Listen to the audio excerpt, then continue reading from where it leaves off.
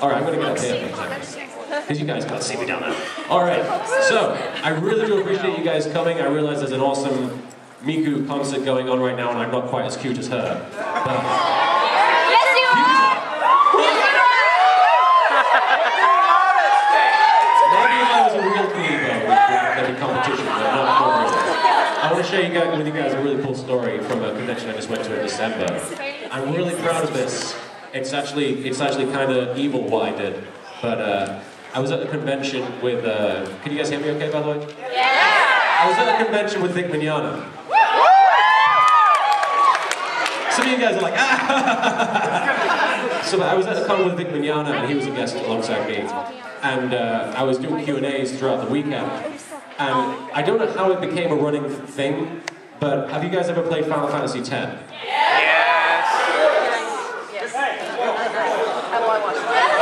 There we go. Okay.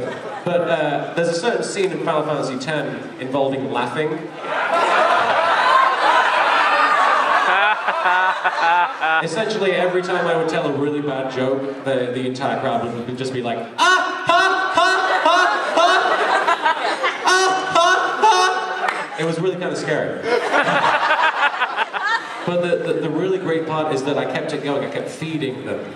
And it got bigger and bigger, to the point that I said on one of my panels, if you guys would do me a huge favor, and when Vic Mignogna tries to say something funny on one of his Q&As, if you would do that to him, and tell me what the reaction is, that would be great. They didn't do it until the last day of the convention, when all the guests were at the same panel. And I was on the far end of the table, and Vic had sat down like to greet the crowd. And the panel itself was taking place in like an auditorium, like in an assembly hall. It felt like basically like a classroom, and like a lecture hall basically. And Vic sits down and he goes, "Okay, class, if you can turn in your textbooks to page 101, I'll teach you guys about chemistry." And he starts doing this whole thing where he's pretending to be a teacher, and the crowd just sort of looks at him and goes,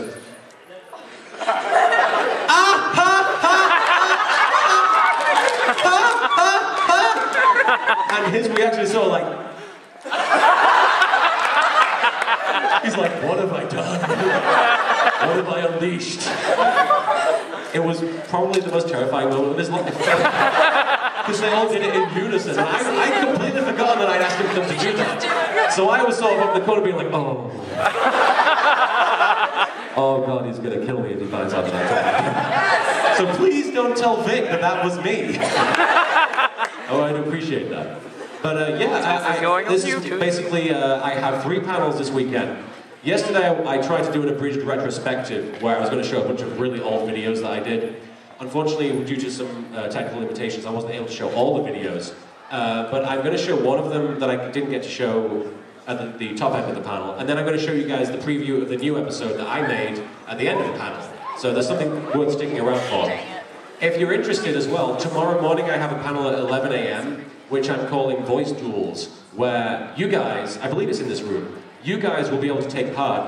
I have a number of scripts saved, and I'm going to have you guys competing against each other. Each of you will choose a voice, and you'll have to read from the script using the voice that you've chosen, and the audience gets to decide who did the performance best.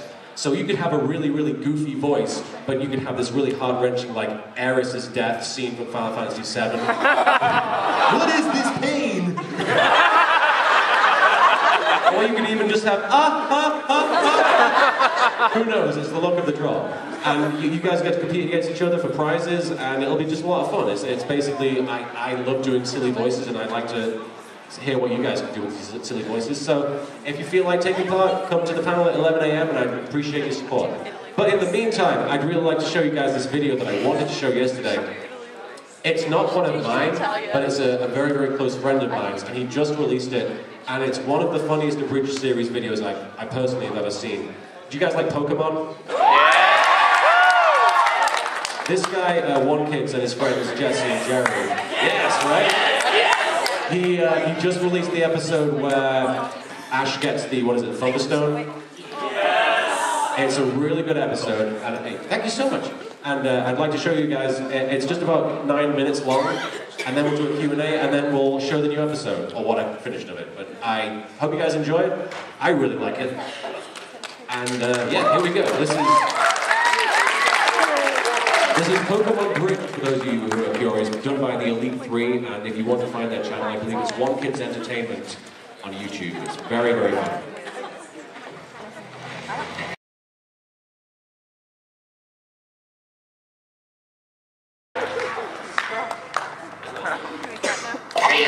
Trio. Hey!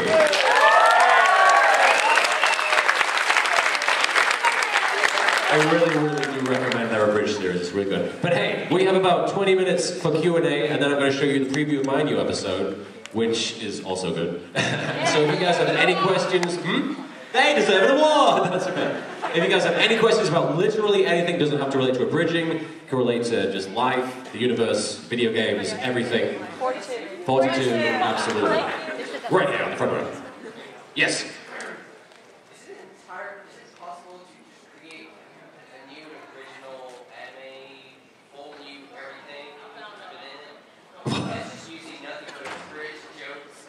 Oh my god, you just asked, is it possible to create a completely original anime using nothing but abridged jokes? It isn't even possible to make an original abridged series using nothing but abridged jokes. So I would struggle to make an original anime. I don't know, you mean like animating it from scratch or something? Technically, you know, it's not based off any other... If it's not based on any other story. I don't know how that would work, because like, I mean, ultimately an abridged joke is just a joke that features in an abridged series. So do you mean like lines that have already been written for a different show, or Just out there stupidness? Out there stupidness? I mean, ultimately, if you do like an original show with just really like abridged style humor, that's just an original script. Like a lot of people diss fan fiction, and frankly, I love fan fiction.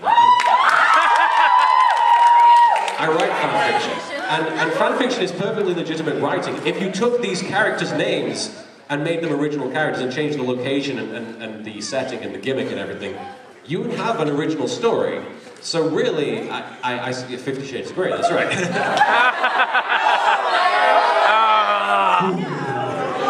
But really, I would look at I actually believe that was one of the critics' reviews of the book. It was just, It deserves it, no it doesn't.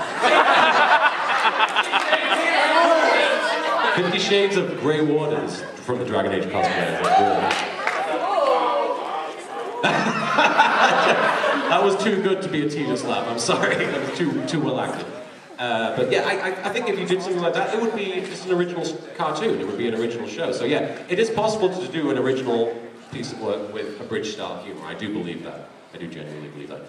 Way at the back with the blonde hair there.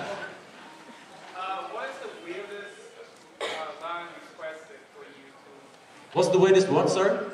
Line. The weirdest line I've ever had to say? Requested. Oh, weirdest question? Weirdest line requested. Line requested. Okay. No.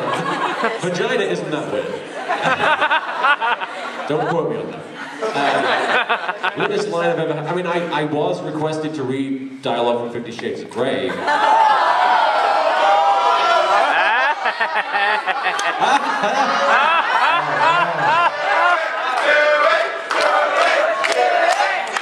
We don't have a copy of 50 Shades of Grey, so I can't do it. Do you have a copy of 50 Shades of Grey? Oh my! Here's the other issue. It's not an 18+ panel, so I couldn't get away with it if I tried. I will say though that I'm in this game coming out called Icebound. Icepound? Icebound.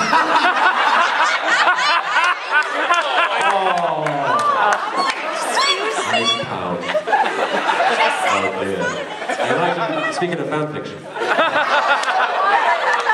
I'm in this game called Icebound. And I play the main character, and I get to... And I've never been a main character in anything like serious before. So this was a new experience for me. And I had so much dialogue, and occasionally there's parts in this game where you get to choose dialogue and like you get to flirt with the other characters. And I'm not very good at flirting with people in real life, so having to... So, What have you done? some weird cult meeting, I don't know. I'm not very good at flirting with people in real life. Ask my wife, and I had to read this dialogue in the game, and some of it was really strange. One of the characters I flirt with is like this like beast creature, and she's got horns, so it's all like flirting with a Homestuck character. And I had to be like, I want to lick your horns up and down. And make it sound good. So that was weird. But the best part was I still had the script in my email when I went to a convention like 2 months ago. And there's a sex scene in there. Oh my! Or at least the lead up to a sex scene where they get undressed, and it's very heavily implied that my character and this other character have sex. When is that coming out? When is it coming out? I don't know, but when I know, I will tell you. But I had the script in my email, and I got it up on the screen, and I read it, and I said, okay, which characters should I voice this as? And like 90% of the room was like, Kaiba! Kaiba! Kaiba! And I was like, okay, one of them will be Kaiba. And then in the back, I heard one voice go, Tristan! And I'm like, okay, Kaiba and Tristan are going to have sex. But I didn't think, and I gave Kaiba the woman's role. I didn't realize. And there's a scene where Kaiba undresses and reveals this revealing lingerie. And I had to make it sexy. So, Kaiba on his own, I personally don't know, but he's not very sexy, and maybe he is, I don't know. But in that scene with him wearing women's underwear, it was hard to keep a straight face. That was probably one of the weirdest things I've ever had to read. Someone from this side, the gentleman right here. Alright, so any huge regrets about internet fame? Any huge regrets about internet What's your fame? biggest regret? No, you see, I don't believe that I have any regrets about this. I mean, negative things have happened as a result of becoming, a thing on the internet. But honestly, what? 4 kids! What? 4 kids! 4 kids? No, what? What's nothing to do with me being famous on the internet? Speaking of 4 kids, I went to see the Bonds Beyond Time movie live in a cinema when it first came out, like the original release of the dubbed movie, and I was in a packed theater of Yu-Gi-Oh! Abridged fans, and the logos for all of the companies that worked on it came up on the screen, and it's like TV Tokyo, and everyone's just sort of quiet and getting excited for the movie, and then it's like another logo and another logo, and then the 4 Kids logo comes on the screen, and everyone in the room, like hundreds of people, just went boom, and I just sort of shrank down in my seat. But yes, no regrets, absolutely no regrets, none whatsoever, because honestly, if I hadn't gotten to do this, and if you guys hadn't cared as much as you did, I wouldn't have met the woman that I'm married to. I wouldn't have met several of my best friends, including Team 4-Star, who were the groomsmen at my wedding. And honestly, I wouldn't be here, and I wouldn't be talking to you guys, and I do mean it when I say, the fans at this convention, this weekend, have been some of the most generous and giving fans I've ever met. And I don't want to be seen like I'm blowing smoke up your ass. Because I'm legit. There was a fan, Matt, who came to me, and he saw on Twitter, there he is right there, thank you, man. He came to me in my booth, because I have a booth in the dealer's room, by the way. I have to plug that. But he came to me, he'd seen on Twitter that I really wanted to get Danganronpa, or however you say it, the Trigger Happy Habit on the Vita, and I didn't know if I was going to have enough money to get it when I went home, and he gave me his copy of the game. And like, legitimately, that's so moving to me, because that's why I do what I do, is I try and give something of myself to you guys, and the fact that you care enough to come to these shows and talk to me and see me, or even just, say hey and say that you enjoy the videos, or you enjoyed watching them when you watched them before, is the biggest compliment to me, and it's changed my life for the better, and I hope that I've done even the slightest bit of good for you guys. I really do mean that. I love that.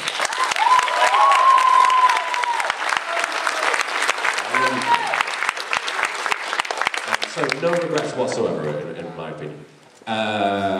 In the red, the very, very red Oliver Downies.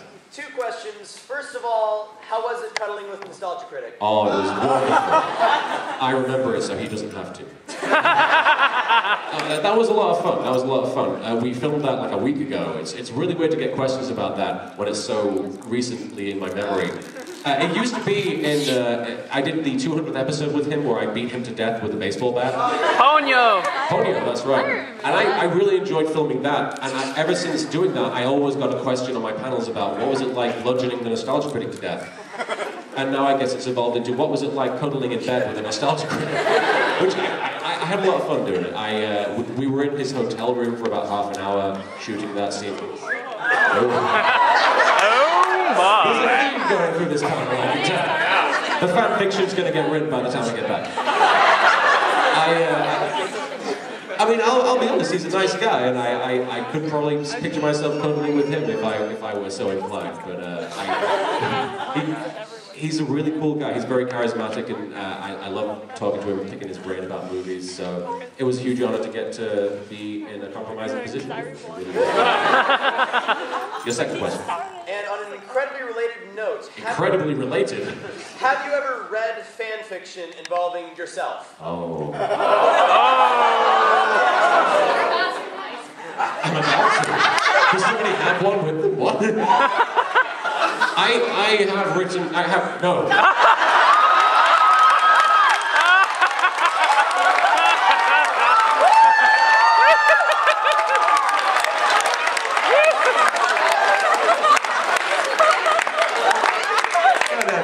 Good night, everybody. Sure. Everyone's written self-insert. It's okay. I've read fan fiction about myself. And one of them in particular was about me, shipping me with Slender Man. Which was about as weird as it sounds. Tentacles were involved in... I know this. Hey guys! It was interesting. I mean, I don't know if there are people who ship me in general with other things. I like to think they ship me with my wife. What's that? He does. You ship? Oh, thank you. She is my OTP. What? Miller time. Yeah, for those of you who are interested, if you want to ask my wife questions about me and my life and potentially reading fan fiction involving me, she has a panel, I believe, in this room at midnight, and she's really, really entertaining, really, really funny, and she's a voice actress and she's a professional lady, but she's also really, really, really, really, really funny, and I love her so much. I really do. So please, if you want to come to her town, I do suggest it. But I haven't read much fan fiction involving me, just the one or two, I think. I'm sure there's stuff out there, but I'm really afraid. Let's do somebody over on the left-hand side. In the green, on the front row. Any plans to work with Team 4-Star? No, I hate those guys. No, I don't really get to plan to work with them, unfortunately. Oh, no, having said that, I am definitely going to work with them in the Naruto spoof series some more.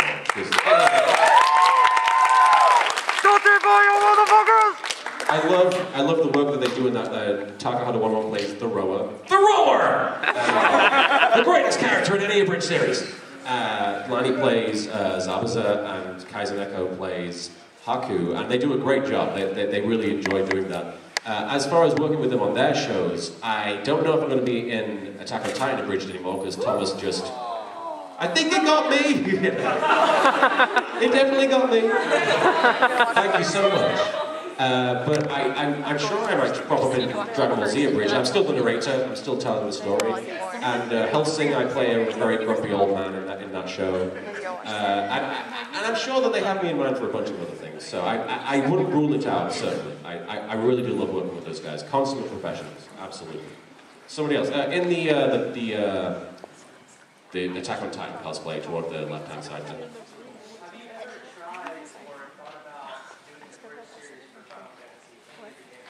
Have I ever thought about abridging Final Fantasy? Well, I'll show you an abridged Final Fantasy 13. Just butt sex. What? Just butt sex. Just butt sex.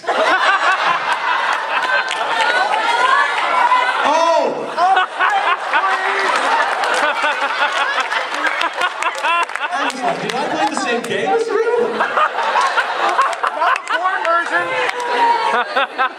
What? It's not 18, that's Deleted cutscenes. Spider-Man.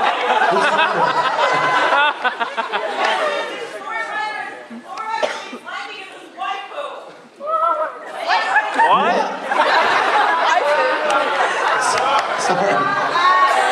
I I've never considered doing a Final Fantasy abridged, although there are video games I would like to abridge. Metal Gear Solid could do with some abridging. Not because I don't like it, I love it, but it kind of drags a little bit. Although I've heard the new game is like 2 hours long, so maybe they did it for me, I don't know. Metal Gear Rising, I haven't played it. I own it, but I haven't played it yet. I'd love to abridge Killer 7, that's one of my favourite games. I love that game. Majora's Mask, I'd love to do it. My favourite Zelda game. Yeah! What other games would be good abridged? Mass Effect, Dragon Age, oh they've got Fallout, I love Fallout. Skyrim. You know what, I really want to do a Let's Play of Elder Scrolls now. I want to do a Skyrim Let's Play. I've decided that's the next thing on my agenda because I've been playing it and I'm kind of balls deep into the Elder Scrolls lore right now. And I'm really enjoying it. Do it as Bakura. We'll see. Yes, or Tristan. I do like, my voice would give me super strength in Skyrim, it's true. Somebody from the middle. Well, somebody, the gentleman with the, what is that? Is that a hang on your head? It's a hat. It's a hat, there we go. That thing that's on your head. Go on, sorry. You know, you've taken Yu-Gi-Oh! Abridged. I did, yes. So many episodes that you're up to, what, 60 now? Yes, this one I'll be showing you is 61. Okay, so like you're getting pretty close to the end at this point, right? There's about 7 card games left, which means about 1,000 episodes. Card games in space. Just having to approach it, getting closer to the end, how much pressure do you feel having to end it right? Oh. I mean, honestly, it's been such a huge part of my life that it is a big deal to me that I give it a good ending, and it's an important part of my. It's important to me that I do end it and give it a decisive ending, because a lot of people have suggested to me just stopping, you know, while I'm ahead and just sort of, because it's taken me so long to get through season 3, and I feel really bad about that. That people have suggested, you know, just stop after season 3 and just, you know, give it like a little, you know, footnote at the end saying this is what happens to the characters, and I don't want to do that, because at this point.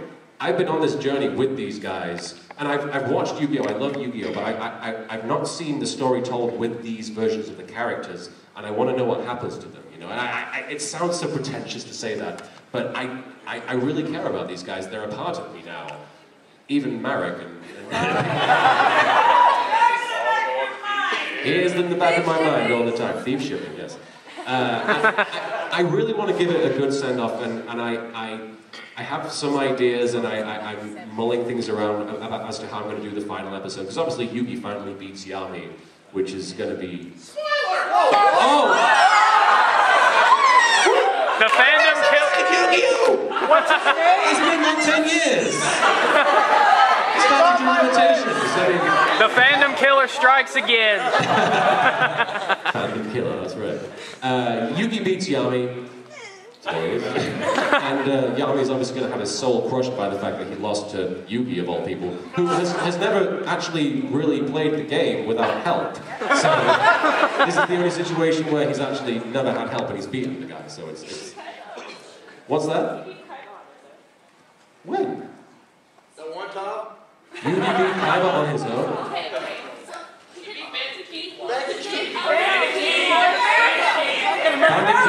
What are we talking about? What? That's right, no, you're right. Oh, he beat Bandit Keith without Yami's help, that's true. Episode 22. Yami was in the puzzle being like, no, don't play that card, you idiot. Wait, did he technically beat him? And didn't finish. Thank you. It was a no contest, sir. Don't question me on my Yu-Gi-Oh! I know nothing about it. I know more than you. But it is a big deal to me that I end it well, and I have some ideas, and hopefully I'll get there before I'm 50. But here's hoping. Here's hoping. We have time for about 5 more minutes of questions. I forgot your name, the Homestuck character. I'm Zephyr, but yes. I promise this will be PG-13 despite how it's going to sound. Well, I accidentally let some cuss words slip in that video, so... Have you, this is a two-parter, have you ever heard of or seen the hentai that Dan Green actually voiced in? Have I ever seen the hentai that Dan Green voiced in? Yeah. Sorry, what was the second question? And have you ever considered you were going to say, have you ever considered abridging it? In one of the scenes, you know, they're going at it, and he goes... What? They're going at it. Yes, they're going at it. And he goes, no, cluck like a Cluck chicken. like a chicken, yeah. I know that scene. I'm meeting Dan Green at MTAC this year. I'm really bloody excited because it's his first anime convention in the West, apparently. And unfortunately, he has to deal with the fact that I'll be there as well, so I feel bad for him in that sense. Tennessee. It is in Tennessee. It's very exciting. Wait, no, when I say the West, I mean the West of the world. Not the East. And I really kind of want to ask him if he ever feels willing to say a single line. I want him to say "cluck like a chicken." I won't say what it's for. Would you ever make Yami say it? Would I ever make Yami say it? Hell yeah! Yeah. I think I had him say it one time. Yeah, but I would love to do more. I would love to abridge a hentai actually. It'd be great though, because basically you just have to remove all the dirty parts and be like, oh no, I fell over, you know? Please. I would watch Please say cluck like a chicken in Yami's voice. Yes! Cluck like a chicken. Mind cluck. Anyway. And now Merrick. And now Merrick. Well, make Merrick cluck! Make Merrick cluck. This panel took a weird turn. This is what happens in your fan fiction. It's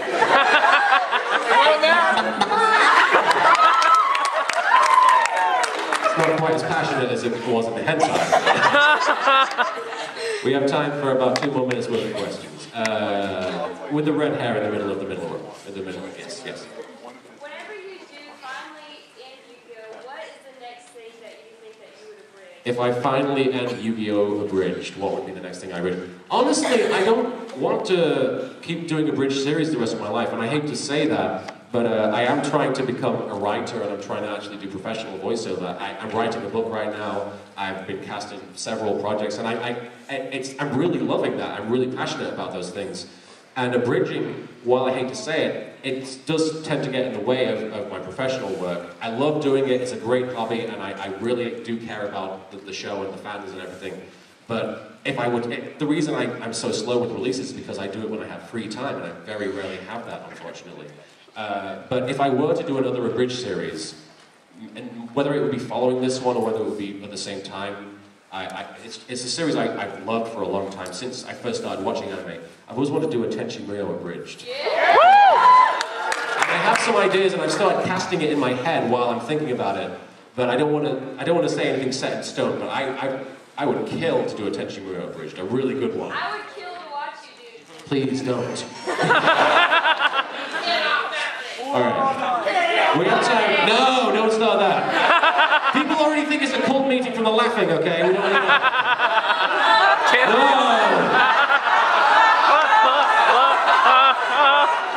Oh my god. Okay, we've got about time for... I'm going to give it a couple more questions. Right here in the white and the logo. I don't know what that is, sorry. Okay, have you ever, would you consider doing Merrick and Bakura singing, do you want to build a snowman?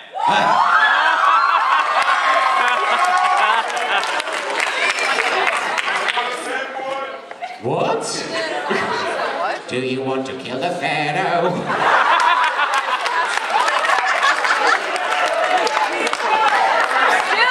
His corpse on the floor. I don't know the rest of the song. I'd love to do a Frozen parody. Although I kind of want to do Let It Go. Only I want to be like Yu-Gi-Oh! Yu-Gi-Oh! Can't play the cards anymore. Something like that. Okay. Do it. I'm not very good at doing it off the cuff, but I'll definitely think about it. It is a great idea. I do like it. We have time for one more. Who has a really good question? Oh gosh, I got that now. No, mine's terrible. Right here, we'll do this one right here with the Okami show. Have you ever been recording or filming something and something ridiculous, or you just got so caught up in the lines that you just had to stop for a minute and just laugh and roll around on the floor? There's limited space in my closet, otherwise I would roll around. But have I ever been recording something so ridiculous, aside from the sex scene that I was talking about earlier, where I had to stop? Or something like unexpected happened, and you're just like, what is even, I can't even anymore. Something unexpected happened. I mean, there are times when I'm recording and I'll just, like, because you drink a lot of water while you're recording, and I tend to belch sometimes while I'm doing dialogue, and I'll just stay in character after it happens, and I'll be like, ow, I ate a kadar, like, too fast, or something like that, I don't know. I'm trying to think of something really ridiculous that happened while recording. I don't know. It tends to be a very boring process. There was one time when I was recording for a documentary, like a legit, I was recording for a documentary about Egypt, actually. And there is a documentary about Egypt floating around that is narrated by little Kuriboh. There's going to be some school kid somewhere watching the thing being like, that's the guy who does the voices. Say something about touching butts with their butts. I wrote fan fiction about that guy. But I was recording the documentary, and there's like what they make you do when you're narrating something like that is they just make you they let you keep going until you mess up, and then when you stop, they'll just take it back to the last place where you know what the last paragraph was. And I'd been recording for 3 pages, and there was a big break in the dialogue, and then it just showed you like footage of people like making play parts, and so I just started going, whoa, my love, my darling, I've hungered for... Egypt was a place, but... I guess that was kind of ridiculous. Let's do one more question, because I'm really enjoying this. Right here in the front, in the second row.